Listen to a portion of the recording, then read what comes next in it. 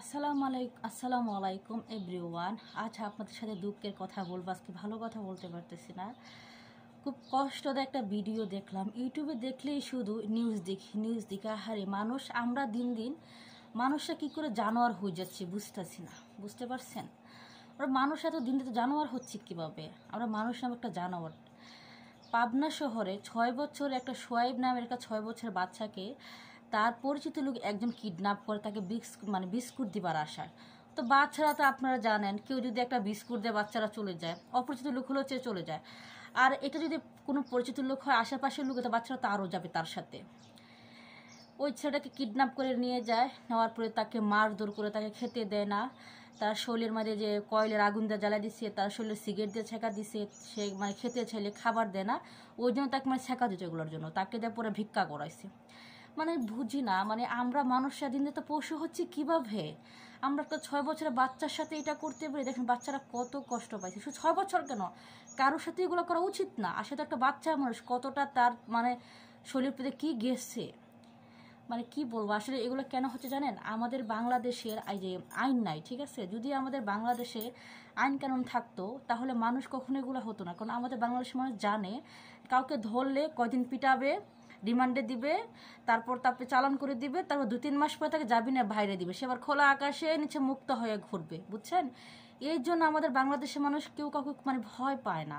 যে যাকে পারতাছে খুন করতেছে, যে যাকে পারতাছে মারধর করতেছে, যে যাকে পারতাছে যা ইচ্ছা তো ওরা জানে যে আমাদের তো কোনো ফাঁসি হবে না, আর আমাদের জেলে আটকেও রাখবে না। টাকা আছে, মামুফি, মামলা খালাস।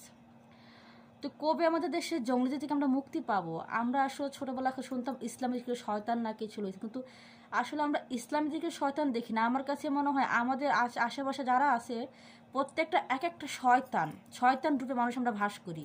আমরা হচ্ছে বড় শয়তান, ঠিক আছে? আমরা জানোয়ার কীভাবে হচ্ছি? মানুষের এত জানোয়ার হয়ে যাচ্ছে, ছোটো বাচ্চাকে আমরা রেহাই দিই না, যাকে তাকে পারতাছি ধরতেছি। কারণ যদি আমাদের বাংলাদেশে এরকম আইন থাকতো যে প্রকাশ্যে তাকে কাউকে জামিন দেওয়া যেত না, যে যাকে খুন করবে তাকে মৃত্যু দিত, যে যাকে অত্যাচার করবে তাকে সেভাবে করতো, তাকে সমাজের সবার সামনে বিচার করতো, মানুষ ভয় পেত। কিন্তু আমাদের সেটা নাই। এই যে কবে আমাদের দেশে আমরা এই জিনিসটা পাবো? একমাত্র উপর আল্লাহ জানার। কত বাচ্চা, কত নারী, কত পুরুষ যে নির্যাতন হবে বলা যাবে না। ওই বাচ্চারা দেখেন কতটা কষ্ট পাইছে। 6 বছরের একটা বাচ্চা, বলেন তো কতটা তাকে হৃদয়ে আঘাত করছে, তাকে খেতে দিচ্ছে না, তাকে ভিক্ষা করেছে।